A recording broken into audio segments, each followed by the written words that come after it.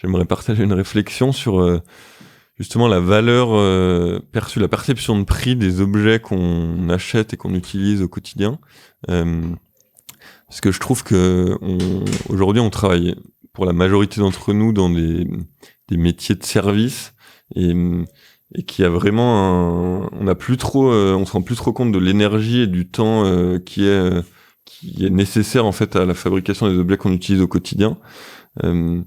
Et, et je pense que parfois, aujourd'hui, on peut acheter un t-shirt à, je sais pas, ça peut aller jusqu'à 30-50 euros, ou un pull à 200 euros, ou une paire de chaussures à 150. Ça nous choque pas. Et moi, dans le meuble, il y a un truc qui me marque, c'est que les gens, à l'inverse, à partir de 100 euros, une chaise, ils peuvent trouver que c'est déjà trop cher. Et il me semble que c'est assez important de vraiment remettre en perspective le prix avec la durée d'usage qu'on fait des objets. Et un meuble, en fait, si c'est bien fait, ça peut vraiment, enfin, non seulement ça peut durer des décennies et garder toute la vie, mais ça peut aussi être même transmis de génération en génération. Quand on repense à l'usage des meubles que faisaient nos grands-parents, c'est assez impressionnant comme ça a changé, la perception du meuble a changé chez nous en quelques générations. Les grands-parents, ils lorgnaient pendant 20 ans en vitrine sur une armoire normande avant de l'acheter et ils la gardaient toute la vie et ils la transmettaient à leurs enfants. Nos parents, ils étaient un peu entre eux et nous qui sommes la génération Ikea, et nous, on jette tout à chaque déménagement. Donc cette magnifique boîte qui est Ikea et qu'on admire à plein de niveaux, et voilà, on a pour philosophie de jamais critiquer, donc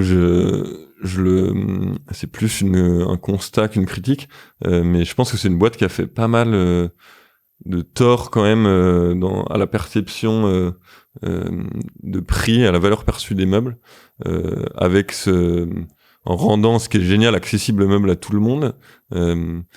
À l'inverse, elle nous a fait croire qu'une table à 5 euros c'était normal, et en fait fabriquer un meuble, usiner du bois, le vernir, plier un tube en métal, souder, peindre, toutes ces étapes-là qu'on ignore, on utilise des objets, on n'a pas la moindre idée de comment ils sont fabriqués, pour la plupart des objets et la plupart d'entre nous.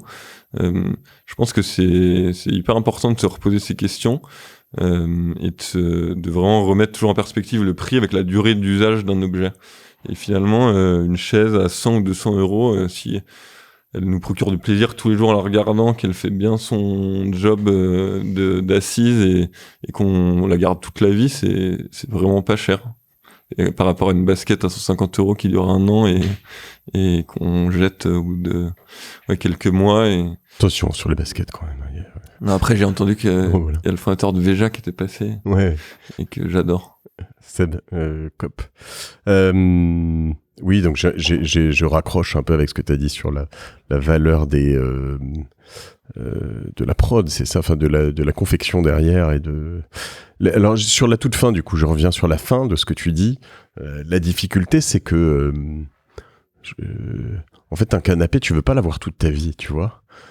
Enfin, j'imagine, à un moment, en fait, tous les 10 ans, tu veux le changer. Ouais. Alors, ce qu'il faut aussi dans la valeur parce que de certains objets, moi, c'est aussi ce que j'aime dans le vintage, tu vois, c'est que en fait, quand t'achètes du vintage, enfin,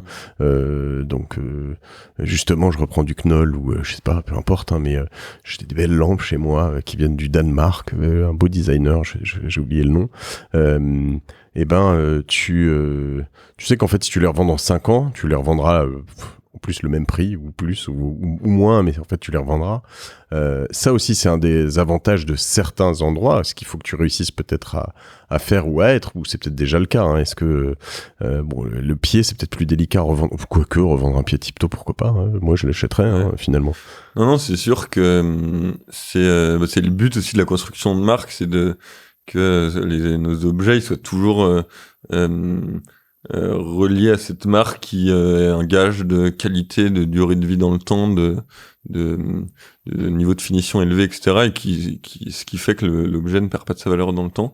Après, nous, on essaie aussi toujours d'avoir un temps d'avance sur les sujets environnementaux, et c'est pour ça qu'on petit à petit on teste un modèle plus circulaire où, comme je disais tout à l'heure, on a lancé un programme qui s'appelle Restore, qui permet aux clients de renvoyer leurs produits, et on leur rachète, enfin on leur propose de racheter à un prix préférentiel un nouveau produit. Et nous, on est capable, c'est ça qui est bien quand on maîtrise bien son produit et bien les étapes industrielles, c'est que pour nous c'est très facile sur tous nos produits de les réparer, de les désassembler, de les remettre à neuf. Et ça, je pense, c'est assez unique aujourd'hui dans l'industrie du meuble. Nous, tous nos produits sont pensés en amont comme ça, quoi. On se dit, ok, la chaise, le dossier doit pouvoir être changé une fois qu'il est rayé.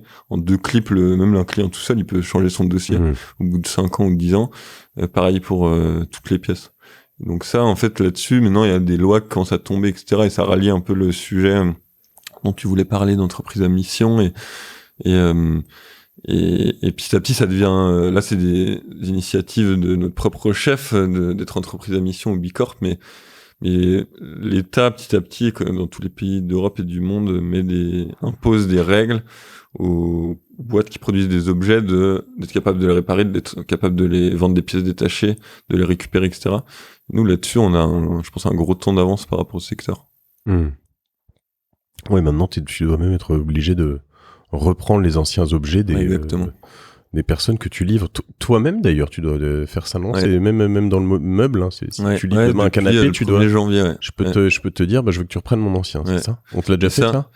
Non, pour l'instant, on ne l'a jamais fait. Après, nous, on va être en mesure, là, de le proposer facilement, à court terme, mais c'est vrai que c'est... Aujourd'hui, la loi, je pense que c'est bien dans le fond, la philosophie est bien, je trouve, c'est que on sait qu'il y a une urgence écologique et ça permet de vraiment être hyper pushy sur le sujet, mais aujourd'hui, il y a une loi qui est en vigueur, que personne dans le secteur n'est capable d'appliquer, quoi. Ouais. Et je vais pas citer de nom, mais les grandes enseignes pas chères de meubles, même si certaines sont esthétiquement sympas et tout, attrayantes, qui fabriquent tout en Asie, j'ai aucune idée de comment elles vont faire, quoi. Parce que récupérer leurs produits, c'est compliqué, les réparer encore moins, parce que tout est fait à l'autre bout du monde, les recycler, c'est pas pensé pour. Donc ouais, c'est bien, mais il y a du boulot, quoi.